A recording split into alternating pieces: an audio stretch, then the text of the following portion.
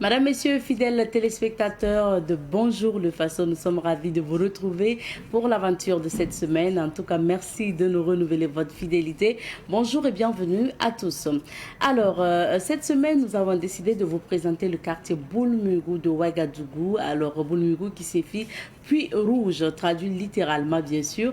Et nous allons donc vous faire découvrir l'histoire de ce quartier à travers la rubrique à la découverte de. Ça sera tout à l'heure.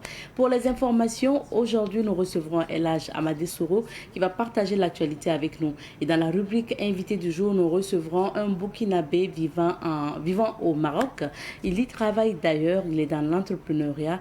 Avec lui, nous allons donc parcourir les questions en lien avec la vie des Burkinabés au niveau du Maroc et surtout ce qui l'amène aussi au Burkina Faso pour cette fois-ci. Ça sera dans la rubrique invité du jour. Plus tard, on recevra des annonceurs pour parler de leur activité. Alors, voici planté le décor de l'émission d'aujourd'hui. Madame, Messieurs, fidèles téléspectateurs, bienvenue encore à l'émission Bonjour le Faso. Merci de votre fidélité. On va démarrer l'aventure avec la première rubrique, c'est à la découverte. On part à la découverte du quartier Boulmurou de Ouagadougou. Alors, il faut dire que pour vous parler de l'histoire de Boulmurou, nous sommes allés dans ce quartier-là. Donc, vous pouvez voir à travers les images du pont de Boulmurou jusqu'au quartier Yaoguin. Alors, il faut dire que le quartier Boulmurou, est situé sur la route de Bobo Dioulasso, à la sortie bien sûr. Et l'histoire de Boulmurou date depuis bien longtemps. C'est pourquoi nous sommes allés auprès des habitants de ce quartier pour avoir plus d'informations concernant la construction du pont du barrage de Boulmurou. Il faut rappeler pour commencer que Boulmurou signifie Puits Rouge. Et on retrouve aujourd'hui des activités aussi de maraîchiculture au niveau de ce barrage. Nous avons recueilli en allant sur le terrain 3 témoignages concernant le quartier Boulmurou. Il s'agit du témoignage de M. Paul Kaboré, de M. Georges Kaboré et de M. Albert Tapsoba. Selon par exemple M. Paul Kaboré, un vieux d'une soixantaine d'années résidant à environ 1 km au Boulmurou dans un quartier appelé Yaoguin, il dit ne pas vraiment connaître le début du quartier de Boulmurou, mais il sait que Boulmurou appartient aux habitants de Yaoguin.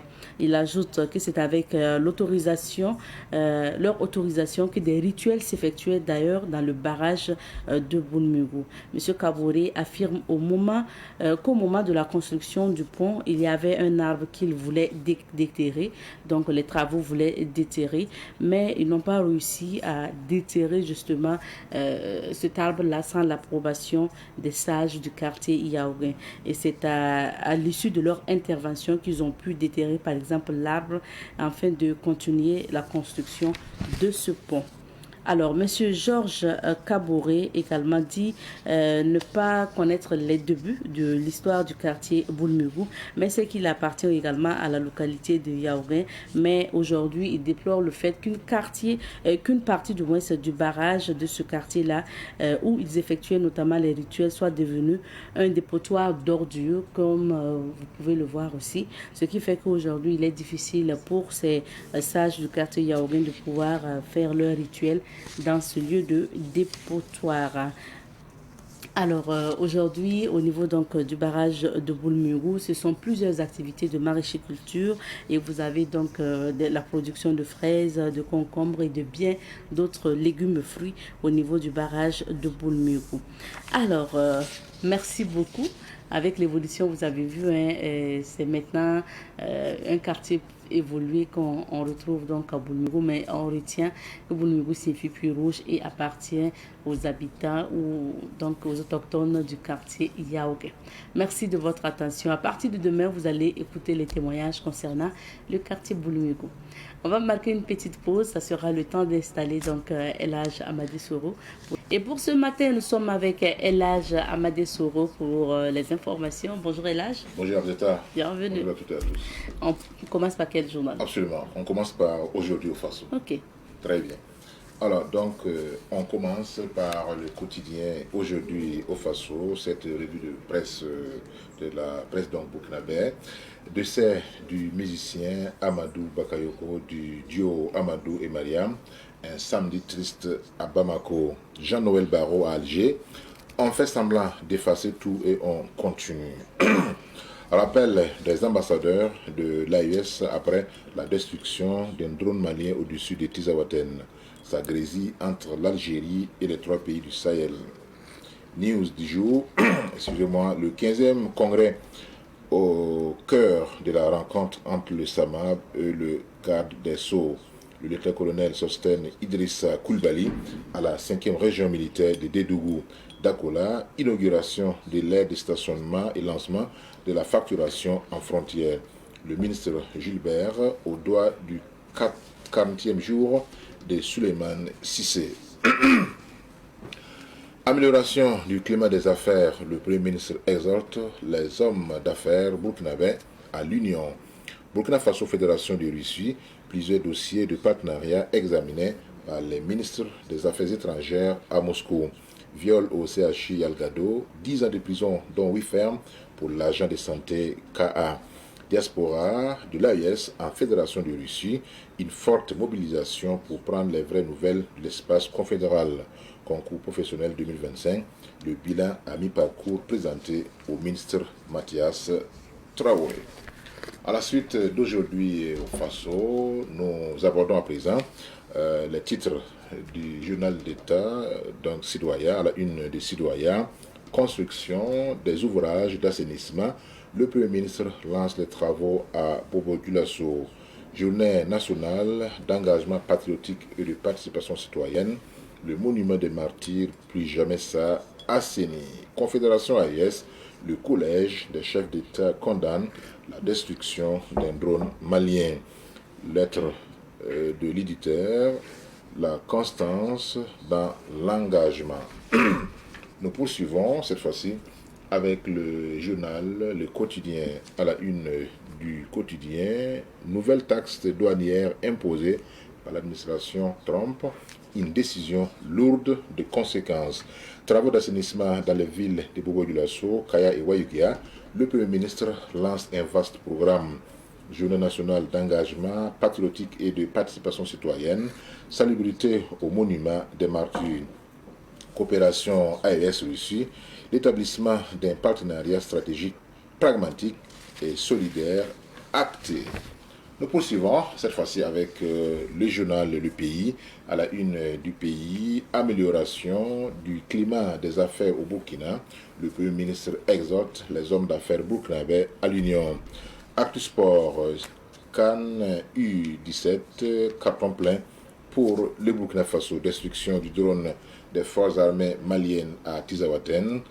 La Confédération de l'AES rappelle ses ambassadeurs accrédités à Alger pour consultation. 15e congrès ordinaire du SAMAB. Bruno Zampsoré reconduit pour un nouveau mandat de 2 ans. Viol au CHI Algado Drago, le prévenu condamné à 10 ans de prison, dont 8 fermes. Confidence du week-end, projet mémorial Thomas Sankara, le recensement des personnes affectées a commencé. L'avant-dernier titre de cette revue est donc l'Express du Faso, à la une de l'Express du Faso, édité à Bobo-Dioulasso, travaux d'assainissement et de drainage des eaux pluviales, 12 mois pour mettre fin aux inondations à Bobo, à Kaya et à Wayugia. La communauté, c'est dans Fesquibo 2025, la communauté Bolon mise en lumière. Autant les dire, développement urbain de Kaya, Bobo-Dioulasso, Wayugia, que cette fois soit la bonne. Bobo-Dioulasso, Monseigneur Anselme Titiama Sanon, a célébré son jubilé d'or épiscopal. Commune de Ouaga, mobilisation des forces vives contre l'insalubrité. Chantier du pont de Hérédougou, le ministre Sorgo galvanise les ouvriers. Site de Soutra Imon, sur la route de Nassau, les occupants sommet de déguerpir. Et nous terminons avec le quotidien, l'Observateur Palga, le doyen des quotidiens au Burkina Faso, à la une de l'Obs, ouverture Zinaba Apart Hotel, c'est pour le 30 avril prochain. Cascade, l'installation d'un chef des Doma crée le mécontentement chez les Dozo. Concept sécurité S24-7, Ouaga et Bobo désormais sous télésurveillance permanente. Couple aveugle du Mali, Amadou laisse Mariam seul sur la scène. Phase du groupe Cannes U17, le galop sans faute des étalons, viol à l'hôpital El Gado, 10 ans de prison, dont 8 fermes pour l'agent de santé. Merci beaucoup, Elage, pour cette titre. On revient sur quelques sujets d'actualité et on s'informe à travers notamment aussi ce que nous révèlent les journaux aujourd'hui.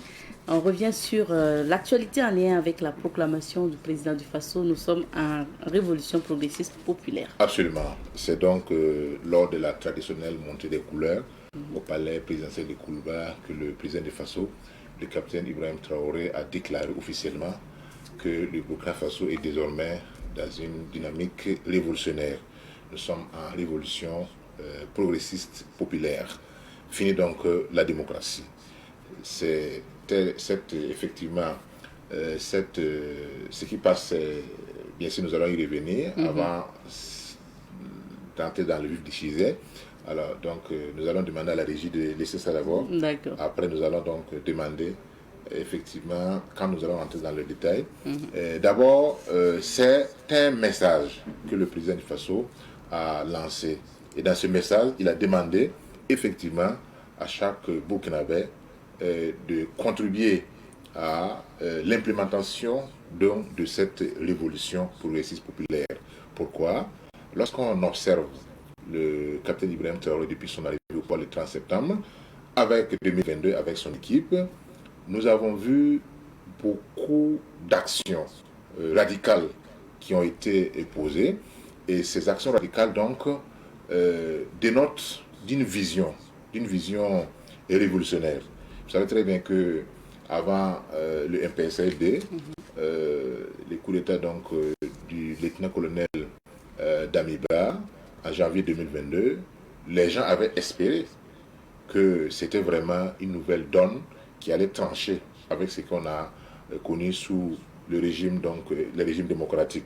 Parce qu'on sentait effectivement qu'au niveau de l'armée, ça n'allait pas du tout. C'était vraiment une armée délabrée, il n'y avait pas d'équipement.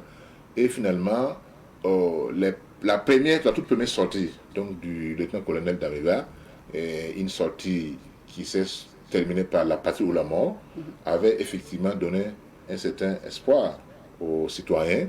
Mais par la suite, notamment lors d'un de ses discours, il a clairement signifié qu'il n'était pas là, qu'il n'inscrivait pas son action dans une dynamique révolutionnaire.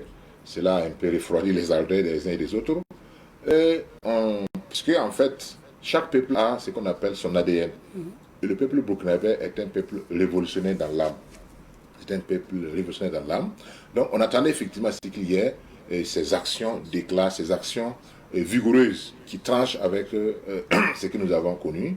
Et vous savez très bien que les 4 ans de la révolution d'août ont tellement marqué les Burkinabés que même les 27 ans du pouvoir de Blaise Compaoré n'ont pas effacé, n'est-ce pas, les traces de cette révolution. Et aujourd'hui, nous revenons effectivement. Voilà pourquoi je disais que la régie n'a pas passé les documents, puisque c'est une contribution de ma part en tant que journaliste pour vulgariser en fait cette conception de la révolution progressiste et populaire. Okay. C'est également un appel qui est lancé à l'ensemble des Burkinabés pour que chacun puisse donner son opinion, son idée par rapport effectivement à cette orientation. Je suis sûr que d'ici là, un document officiel va sortir pour tracer les sillons de cette nouvelle révolution burkinabé appelée révolution progressiste populaire. Et ça, c'est donc ma contribution. Votre contribution. Et qu'est-ce qu'on note on note à ici, l'intérieur? c'est une note conceptuelle de la révolution progressiste et populaire du capitaine Ibrahim Traoré. Là, vous allez voir les grands axes que j'essaie donc de proposer.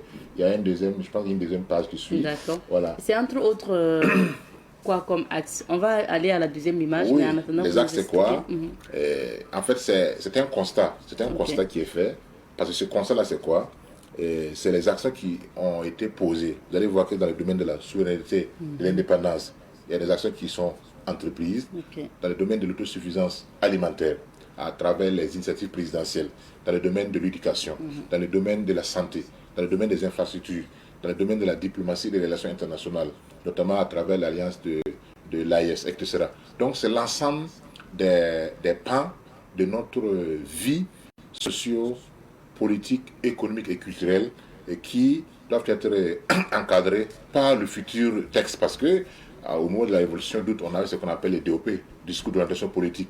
Donc je suis sûr que d'ici là, peut-être les experts sont en train de travailler pour nous sortir un document qui va naturellement donner l'ossature de cette nouvelle révolution progressiste, populaire, prônée par le capitaine Ibrahim Traoré. Parce que quand on regarde les actions qui sont posées, ça c'est pour couper court également à certains qui disent que voilà, vous ne pouvez pas dire, vous avez juré ou bien prêté serment sur la Constitution et vous optez pour des actions qui sont contraires à la Constitution. Mais la Constitution même, ou du moins la charte révisée de la transition, a été claire que désormais nous sommes dans une démocratie populaire. Ça c'est avant cette proclamation officielle de la révolution progressiste et populaire. Donc c'est une suite logique effectivement. Voilà donc la deuxième page là. Il y a d'autres pages, les grands axes.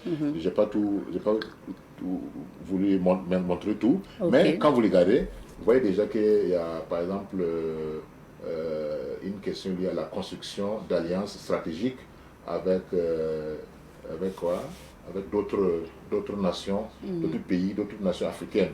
Et il y a également bien sûr la promotion des valeurs culturelles et traditionnelles. Vous allez voir, c'est tous les pans de notre vie, donc notre vie sociopolitique, économique, culturelle, religieuse, etc., que le document prend en compte. Donc c'est une orientation en tant que contribution citoyenne. Et je pense que d'autres personnes aussi peuvent le faire parce que ça va aider, n'est-ce pas, ceux qui sont commis à la tâche de pouvoir nous sortir un document qui va prendre en compte l'ensemble des aspects de notre vie socio-économique et politique. Merci. Voilà grosso modo ce qu'on peut dire par rapport à cela. Merci beaucoup. Le document est prêt. Le document est prêt. C'est sur 2 pages, vous avez dit. Sur 4 pages. Sur 4 pages, voilà. Ok. D'accord. Donc c'est vraiment une réflexion ou sinon votre explication. Tout à fait. De ma conception. Votre conception de ce qui fait que on peut dire que comme le président l'a dit, que nous sommes dans une révolution progressiste populaire. Tout à fait. D'accord. Alors, deuxième sujet, on s'intéresse à l'actualité. Hier soir, on a vu le ministre de la Communication, porte-parole du gouvernement, qui a lu le message des chefs d'État de l'AUS, donc destruction du drone malien par l'Algérie. Quelles sont les implications? Bon, concernant cette question, il faut donc dire que c'est une confirmation des doutes que beaucoup avaient par rapport à la position ambiguë de l'Algérie. Vous savez que depuis la libération de Kidal et la dénonciation des accords, l'accord de paix qui a été signé en Algérie, alors en Algérie, on a mal accueilli effectivement cette libération de Kidal. On a également mal digéré le fait donc d'avoir mis fin à cet accord d'Alger parce que ça donnait une certaine position prédominante de l'Algérie qui était considéré comme le fil donc, du groupe des médiateurs dans le dossier malien. Et c'est là, c'est comme si aujourd'hui, en fait, on écartait carrément l'Algérie du dossier malien. Parce que les Maliens se sont rendus compte que finalement, pour trouver une solution radicale au problème du terrorisme au Mali, il faut que les Maliens eux-mêmes puissent s'impliquer et de minimiser autant que faire se peut les implications, les ingérences externes. Quand on regarde par exemple les séparatistes maliens Touareg qui sont de l'autre côté de la frontière, puisqu'ils sont en même temps, au niveau de Tizawatin, c'est une région frontalière entre le Mali et l'Algérie. Donc quand on les chauffe au niveau de l'Algérie et du Mali, ils vont se réfugier en Algérie. Donc finalement, et c'était tout à fait difficile. Et avec la reprise donc, de Kidal, donc c'est un bastion important des séparatistes là qui a été démantelé. Donc finalement, à mi-mot, les autorités algériennes avaient dit que c'était pas une bonne option parce que voilà, l'Algérie est un poids lourd de la région, etc. Mais on s'est rendu compte aujourd'hui que les Maliens ont eu raison, effectivement, de prendre cette décision, de faire en sorte que, non seulement en s'équipant militairement avec la pointe de la technologie, grâce bien sûr aux partenaires stratégiques qui est la Russie, mais aussi grâce à l'alliance donc des États du Sahel et bien d'autres partenaires, la Turquie, l'Iran, etc. Donc aujourd'hui, l'Algérie qui était considérée comme le véritable poids lourd militaire donc de la région, voit son influence diminuer. Et en général, il y a des pays qui ne supportent pas d'être mis à l'écart, même si bon, chaque pays doit à sa souveraineté qu'il doit protéger. On n'a pas forcément besoin d'avoir un rôle quelconque à jouer dans le destin de notre pays. Donc aujourd'hui, avec la destruction du drone malien, qui était en territoire malien, puisque quand vous écoutez, puisqu'il y a deux communiqués, il y a un communiqué conjoint qui a été lu par les ministres, donc les porte-parole du gouvernement des trois pays de l'AES, mais il y a aussi un autre communiqué plus technique qui a été lu donc uniquement par le ministre malien. Et là, on a tous les détails de cette destruction-là, parce que la presse algérienne avait dit que les drones maliens avaient franchi le territoire algérien de 2 km. Mais comment un drone qui était en territoire, qui était supposé être sur le territoire algérien, se retrouve, après sa destruction, sur le territoire malien? Voyez-vous. Donc, les coordonnées GPS de la géolocalisation qui ont été fournies prouvent effectivement que le drone a été abattu sur le territoire malien. Et quand on regarde quand on écoute les explications qui sont fournies par le gouvernement malien, alors le drone était en train donc de prendre en chasse ou de surveiller un groupe de terroristes qui planifiaient des attaques contre le territoire malien. Donc, vivement que l'Algérie puisse revoir sa position. Vous avez parlé d'implication. La première implication, c'est le rappel des ambassadeurs de l'AES en poste à Alger et au Mali. Donc, on a même convoqué l'ambassadeur algérien qui est en poste à Bamako pour protester. Et la deuxième étape, c'est que le Mali a décidé de porter plainte. Voilà, et sous même comment on appelle ça, l'égide de l'AES, a porté plainte contre effectivement. C'était un acte délibéré, c'était un acte d'agression. C'était un acte d'agression contre un pays, et de ce quoi un pays frère, qui a aussi joué un rôle important lors de la lutte pour l'émancipation, l'indépendance d'Algérie. Vraiment, souvent, quand on ne lit pas l'histoire, quand on ne prend pas leçon de l'histoire, ce n'est pas tout à fait intéressant. Sinon, on se rend compte que le premier président malien, Modibo Keïta, a joué un rôle important en fournissant des armes, de l'équipement aux combattants, aux moudjahidines algériens qui luttaient pour leur indépendance contre la France. Et si aujourd'hui, vraiment, l'Algérie se retourne contre le Mali, vraiment, c'est tout à fait regrettable. Et c'est pourquoi même le récent rapprochement entre la France et l'Algérie, pour certains observateurs, c'est destiné effectivement, puisque avant on avait peut-être pensé qu'il y avait une grande brouille entre Paris et Alger. Mais en réalité, pour certains, c'était une manœuvre pour l'Algérie pour pouvoir appâter certains pays donc, de l'AES.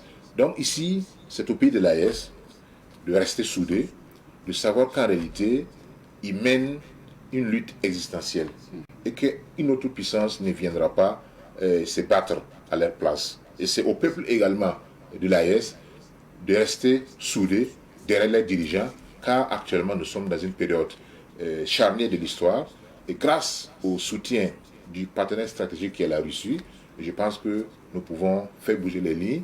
Déjà les lignes ont bougé, parce qu'aujourd'hui on se rend compte que même si, faut être réaliste, hein, actuellement l'Algérie a une certaine puissance de feu, mais les trois pays qui ici ils se mettent ensemble, je pense qu'ils peuvent obtenir beaucoup donc, de choses en termes donc, de respect de la souveraineté, en termes, n'est-ce pas, d'ancrage même au niveau sous-régional. Heureusement que jusqu'à présent, c'est la voie diplomatique qui est donc choisie, même si côté algérien, sont allés très loin en détruisant un agent donc, militaire, un drone. Mais au niveau de l'AES, la réaction jusqu'à présent est une réaction diplomatique. Et nous pensons, et aussi juridique, puisqu'il y a la plainte qui sera déposée. Et nous espérons que cela ne va pas évoluer en confrontation militaire, parce que cela ne sera pas dans l'avantage d'aucune des parties. C'est ça. Merci beaucoup, Elhaj, pour ces analyses. Et nous allons à présent aller découvrir ce que nous réserve Dame Nature aujourd'hui. Et c'est à travers la météo. Nous recevons aujourd'hui un Burkinabé vivant au Maroc. Il s'agit de M. Souleymane Lobo Bandé. Il est le directeur général du CAC, le cadre d'échange et d'acquisition des compétences.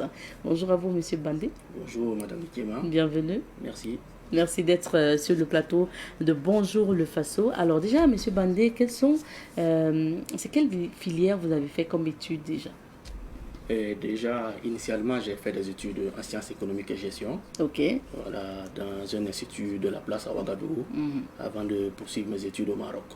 Et vous partez au Maroc à la base, pourquoi? Pour poursuivre les études en quoi du moins?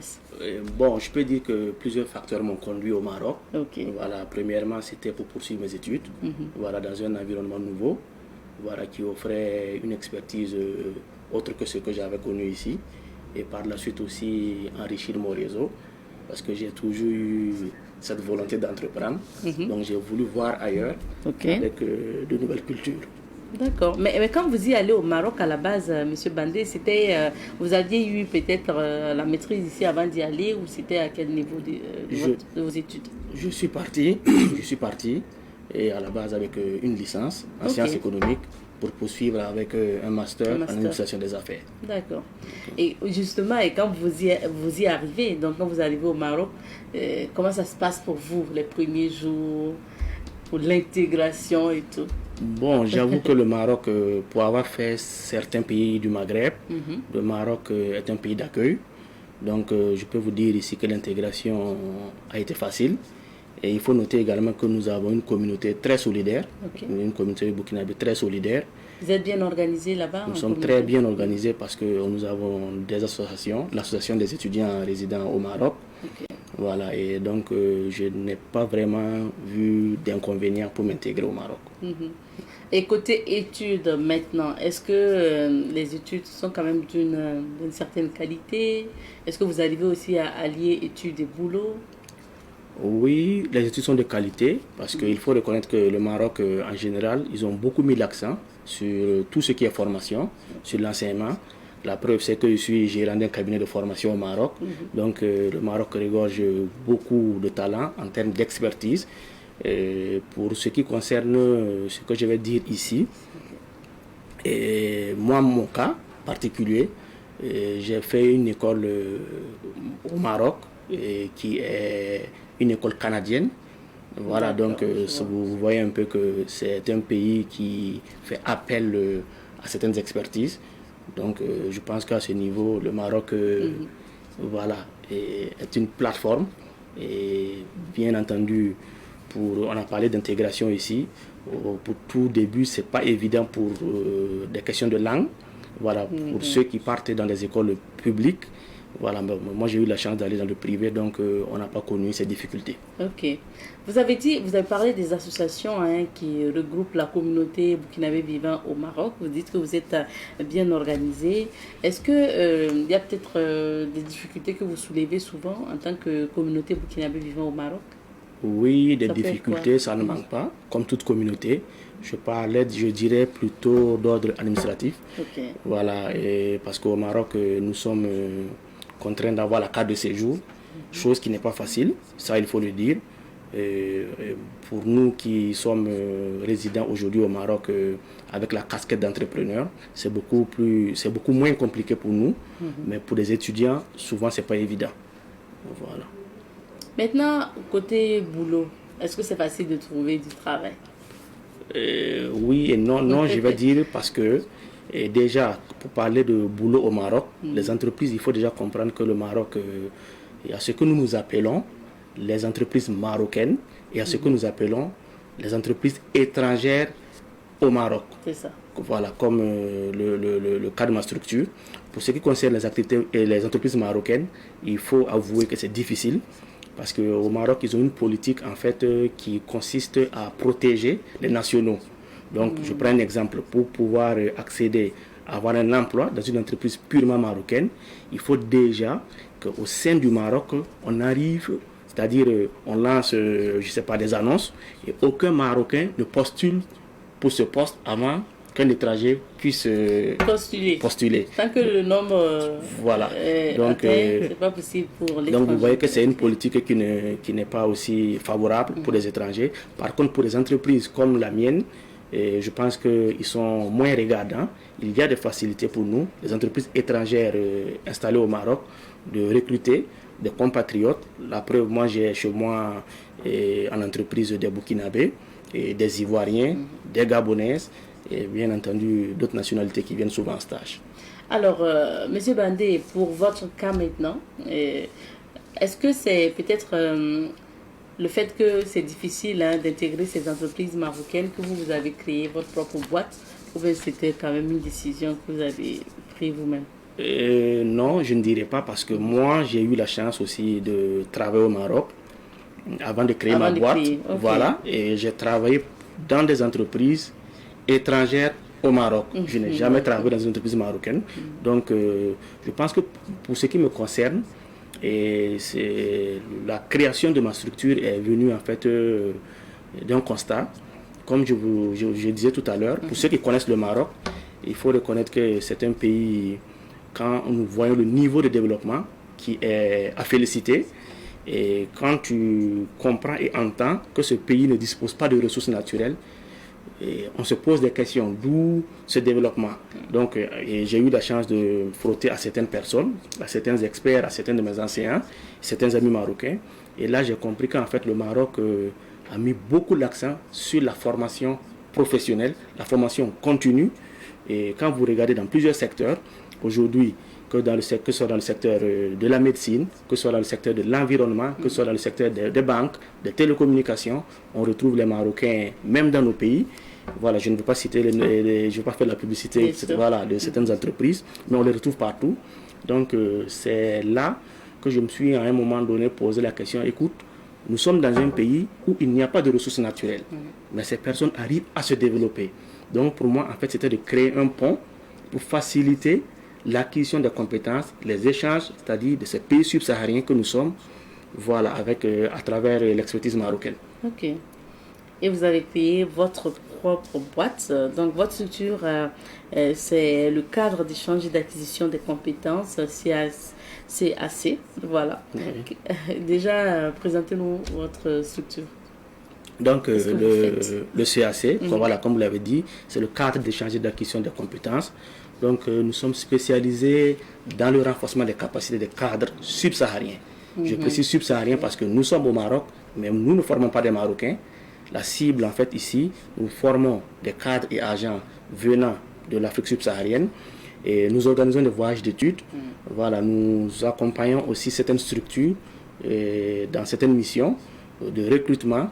Et nous faisons aussi des études, tout ce qui est aux questions d'environnement et autres. Voilà, donc c'est un peu ce que nous faisons. D'accord. Donc ce sont des missions qui vous amènent, déjà vous travaillez au Maroc, mais ce sont des missions qui vous amènent un peu en Afrique et dans d'autres pays? Oui, et bien entendu, parce que déjà, moi je fais déjà, je suis responsable de la structure, mais j'ai une double casquette. En interne, je suis le premier responsable, donc il s'agit de la coordination. Okay. Mais il y a des fois où je suis obligé d'aller au contact de ces partenaires, de ces clients, pour présenter nos activités, pour présenter ce que nous faisons, pour pouvoir attirer ces personnes, pour montrer le bien fondé de ce que nous faisons. Et en ce moment, je suis obligé de faire des prospections dans plusieurs pays. Donc, ce qui m'amène, voilà, si je dois citer certains pays africains, je pense que certains amis vont peut-être me reconnaître, mais je dirais aujourd'hui que pour ce qui concerne l'Afrique de l'Ouest, j'ai pratiquement parcouru tous ces pays. Okay. Voilà, je me suis retrouvé en Afrique du Nord, dans des pays, avec des pays comme la Mauritanie. Voilà, je travaille beaucoup avec des Mauritaniens. En Afrique centrale, je me suis retrouvé au Cameroun, au Gabon, en Centrafrique. Voilà, donc c'est un peu ça. C'est quoi, en fait, vos domaines d'intervention? Donc nos formations, nous travaillons principalement sur des formations finances publiques, voilà, management des projets, énergie, environnement, secrétariat, comment dirais-je, la question d'éthique. Voilà, aujourd'hui on parle de l'intelligence artificielle. Voilà, nous travaillons sur tous ces domaines. Voilà, et nous faisons également des formations sur mesure parce qu'il arrive des moments où des structures nous font appel pour des besoins spécifiques Voilà, et nous trouvons l'expertise pour répondre à leurs besoins. Et pour ce qui est, est-ce qu'au Burkina, vous intervenez spécifiquement à travers peut-être un projet ou vous y venez aussi pour les formations? Absolument. Au Burkina, il faut déjà dire que le CAC a une vocation panafricaine. Okay. Voilà, et c'est une structure de droit marocain et burkinabé. Voilà, donc je suis fréquent au Burkina. Nous avons eu l'opportunité d'accompagner plusieurs structures ici au Burkina. Voilà, à travers des formations, que ce soit à Ouagadougou, à Bobo-Dioulasso, à Koudougou. Voilà, donc nous travaillons également au Burkina. Et votre travail a été reconnu par ce prix PADEL 2024. Vous avez été distingué meilleur centre de formation professionnelle par le prix panafricain des leaders PADEL. C'était en 2024. Comment vous avez accueilli ce prix? Nous avons accueilli ce prix, je vais dire que c'était un moment voilà, de grande fierté. Donc c'était une satisfaction pour toute l'équipe. Voilà, nous avons compris que ce que nous faisons est apprécié par certaines personnes. Et donc il faut dire que c'était un moment c'est-à-dire c'était un prix qui a beaucoup boosté voilà, l'équipe en question. Mais comme j'ai toujours dit à mes collaborateurs, il faut le prendre avec beaucoup d'humilité. Voilà, donc nous avons accueilli ce prix vraiment avec beaucoup de satisfaction. Et pour vous, pourquoi on vous a décerné ce prix? Qu'est-ce qui a valu justement ce prix PADEL? Bon, plusieurs facteurs, mais moi je peux déjà dire que il y a notre approche. Nous avons une approche axée sur, comment dirais-je, une approche axée sur le résultat. Voilà, le choix de nos experts, nous sommes très regardants là-dessus. Nous sommes très regardants là-dessus. Et comme je dis souvent, le travail bien fait sa publicité voilà, de lui-même. Donc, nous travaillons vraiment à trouver des experts aguerris. Voilà. Et également, je pense qu'il y a aussi notre présence remarquable sur le continent africain. Voilà, parce que, comme je vous disais tout à l'heure, nous avons formé pas mal de subsahariens. D'où le slogan de la structure. Aujourd'hui, nous, on se reconnaît étant un carrefour continental de partage d'expérience. Parce que nous avons des sessions où, comme je disais tout à l'heure, nous retrouvons des Maliens, des Nigériens, des Guinéens, des Djiboutiens, voilà, autour d'une table pour discuter des thématiques d'actualité. Donc je pense que c'est tout, comment on appelle, cela aussi a contribué voilà, à l'obtention du prix PADEL. Et comme vous êtes justement dans le domaine de la formation professionnelle et autres, quand vous regardez l'univers de l'emploi au Burkina Faso, selon vous, de quel type de formation on a besoin? On va mettre l'accent sur quoi? On va mettre l'accent. Bon, moi je dirais plutôt que, pas qu'au Burkina Faso, en Afrique, il faut reconnaître qu'il y a aussi, et même pas qu'en Afrique, voilà, nous sommes des pays où de temps en temps nous connaissons en fait des changements. Voilà, il faut le dire. Et il faut s'adapter. Quand vous prenez le cas du Burkina actuellement, nous avons une nouvelle vision avec des gouvernants. Donc c'est à nous, acteurs du renforcement des capacités, de s'adapter et de proposer des formations compte tenu de leur vision pour pouvoir les accompagner. Donc quand vous prenez le cas du Burkina actuellement, je vois qu'il y a beaucoup, on parle beaucoup d'entrepreneuriat, on parle de métiers comment on appelle, liés à l'industrie et autres. Donc c'est même pour ça que je suis à Ouagadougou présentement. Nous sommes en train de faire un travail pour offrir des formations adaptées aux besoins du marché. Ok. Et justement, Jean Venet, qu'est-ce qui vous a amené au Burkina pour cette fois-ci? Bon, comme je disais, je peux dire que c'est du 2 en 1 parce que je suis rentré pour la famille.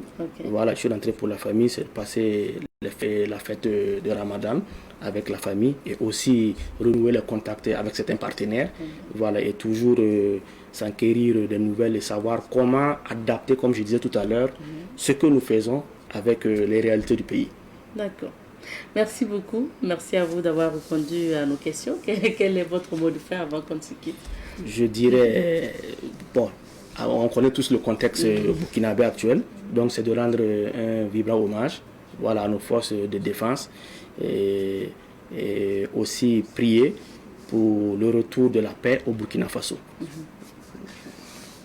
Alors, on va voir pour terminer quelques images de vos parcours, disons, de vos activités. Et puis, vous allez commenter pour nous. Là, on se retrouve où? C'est au niveau de votre centre? Oui, là, nous sommes à Casablanca. Okay. Voilà, c'est lors d'une clôture de formation.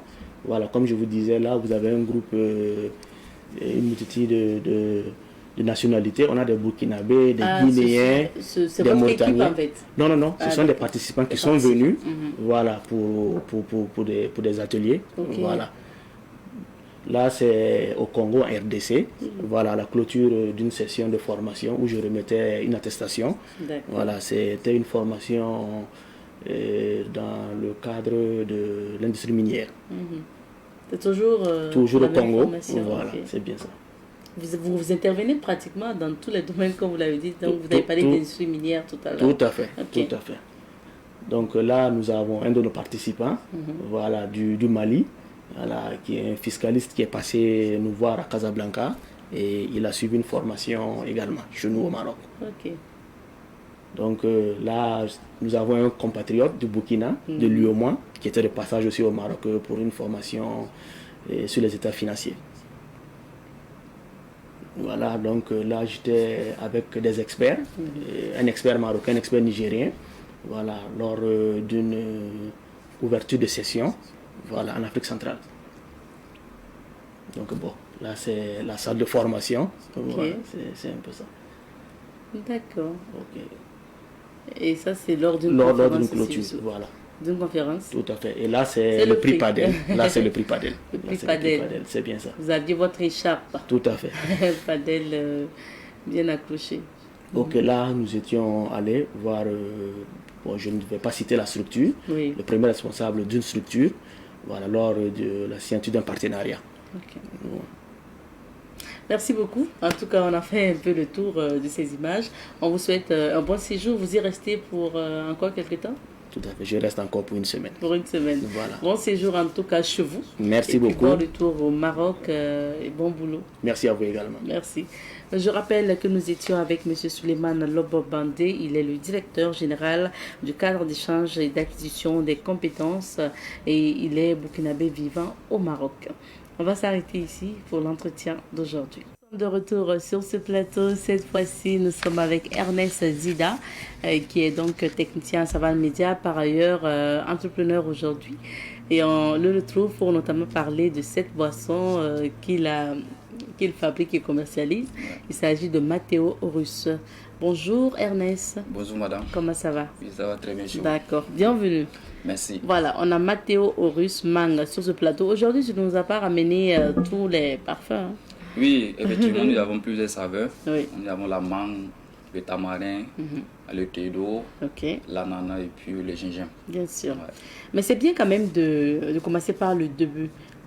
D'où t'es venue l'idée comme ça de créer une boisson naturelle et fabriquer et commercialiser une boisson naturelle? Oui, l'idée est venue depuis... produire, j'ai envie de dire. Un produit, ok.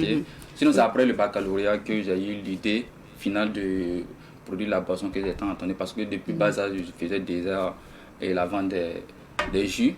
Donc, je me disais après le baccalauréat, comme je ne voulais pas continuer à l'université, c'était mieux de continuer de ce que je faisais avant.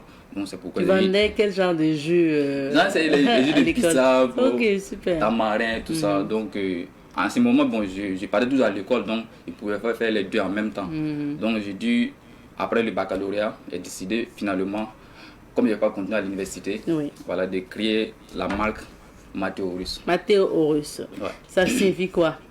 C'est ça. La Matteo Russe, bon, il y a son aspect spirituel et puis il y a son aspect matériel. Comme je vous ai expliqué la fois passée, voilà, au niveau des panthéons égyptiens, nous avons plusieurs divinités, voilà, qui incarnaient vraiment l'essence divine de l'homme. Il y avait la déesse Maat, et le dieu Thoth, et la déesse Hathor, et puis le dieu Horus. Donc, le nom Matteo Russe incarne 4 noms de divinités égyptiens. Ouais. Bien sûr. Mais maintenant, concernant ces aspects matériels, nous avons la menthe, voilà, qui est bon pour la régénération de l'organisme. Nous avons le thé qui permet la concentration. Comme notre slogan, le goût de la concentration. Voilà. Donc, c'est ce qui fait que j'ai pu avoir ce nom. Et Matteo Horus existe depuis quand? Bon, l'idée est venue depuis 2020.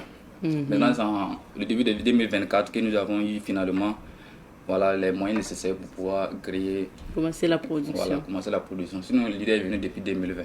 C'est quoi les avantages de ce jus? Vous n'avez pas encore précisé, mais c'est un jus naturel? Oui, un jus 100% naturel qui ne contient aucun produit chimique. Et nous avons tenu compte de tout ça là parce que on voit que les produits chimiques, et ça ne nuit pas à la santé de l'homme immédiatement.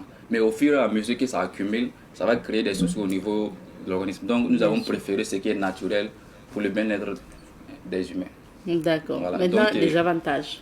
Les avantages, ça permet d'être concentré, c'est-à-dire le goût de la concentration. Quand tu bois, tu es toujours concentré au service, tu fais tout ce que tu veux dans une bonne humeur. Voilà, ça permet aussi de régénérer, d'être tout le temps jeune, tu ne vieillis pas, d'être tout le temps jeune. Voilà. Ah oui. Donc tout ce qui est naturel incarne vraiment ce qui est l'essence divine même de l'homme. Donc tu es toujours jeune. Voilà. D'accord. Maintenant, en termes de goût aussi. Le goût est bien, c'est doux et puis c'est concentré. D'accord. Voilà. Est-ce qu'on peut avoir une idée aussi des composantes parce que vous avez dit qu'il n'y a pas de produits chimiques, mais par exemple pour l'exemple du jus, ça c'est mangue, la saveur mangue. Ouais. C'est avec quoi vous avez... Qu'est-ce qu'on retrouve dans c'est la mangue naturelle, c'est le jus de mangue, l'eau et puis voilà, un peu de sucre. On voit que certaines personnes n'aiment pas le sucre comme ça, donc nous avons tenu compte de ça. On a mis un peu de sucre pour ne pas perturber le bon fonctionnement de l'organisme. C'est bien marqué, hein, donc ingrédients mangue, eau, citron. Et puis il y a d'autres saveurs, vous avez dit nous avons plusieurs saveurs, il y a l'ananas, il y a le tamarin et puis il y a le thé d'eau. Tout ça, c'est les jus naturels qui ne contiennent aucun produit chimique. Ah oui. Est-ce que tout le monde peut boire Matteo Horus? Oui, comme c'est naturel, je pense bien que tout le monde peut boire la boisson Matteo Horus. Ce qui est naturel ne contient aucun danger pour la santé de l'homme. Donc si vous buvez Matteo Horus, vous allez rester toujours sain et jeune. Il se vend à combien les pour le moment, l'unité est à 500. L'unité est à 500. Maintenant, nous avons le carton de 24. On fait ça à 9600. D'accord. Il y a le carton de 24 et puis l'unité fait 500. Voilà, l'unité est 500. Maintenant, le carton, on fait ça à 9600. Est-ce que pour ceux qui veulent revendre, donc des boutiques et des alimentations, est-ce qu'on a la possibilité de prendre en gros pour revendre? Effectivement, nous donnons les grossistes qui veulent revendre à un prix vraiment favorable. Voilà, parce que nous avons tenu compte de tout ça. Il y a les prix en détail et puis les prix en gros. Donc pour tous ceux qui veulent commander et puis revendre, nous sommes disponibles et prêts pour vous accompagner dans votre démarche. Voilà. Et Matteo Horus aussi livre partout. Oui, nous faisons la livraison partout au Burkina Faso ici. Voilà, si vous commandez seulement, nous pouvons venir vous livrer chez vous. D'accord. Avec vos frais. On comprend bien. Livré partout, donc à Ouaga, mais également même dans les autres régions, nous livrons. Ok. Alors, je propose qu'on regarde le spot publicitaire de Matteo Horus et puis après on va parler des ambitions de Ernest avec notamment ce projet qu'il a lancé et puis la production de ces jus naturels. On regarde le spot publicitaire de Matteo Horus et puis on revient. Matteo Horus adia juno yen yia Burkina Faso biga sananda otone taya sombo tiam sampa me juning sombo Matteo Horus en foroi nyam na pere anoma kelam la somble makelam ya juto kel mana otone ya na sada monti naturel pana bum na nama yamba ren ya ju sin ya fase Matteo Horus ibange saynya tiam tempa malame raga zugu yam tempa malame iratende game man kuman woson doore libron ko de tempa mame Matteo Horus irata men dire to ron kaw nori way sembe no loer pour moi yam wiran to ron pa me Matteo Horus zukanga ya atara buku totore atara twedo alimentara mange alimentar pusa la alimenta gingembre la zeng sampare Matteo Horus il a metti zukanga ni nome ni sombe ni balon kot ni lafi di wala yam san to ko no da woto no wata zabran kaw on pa man furo la hankile tin yam ni a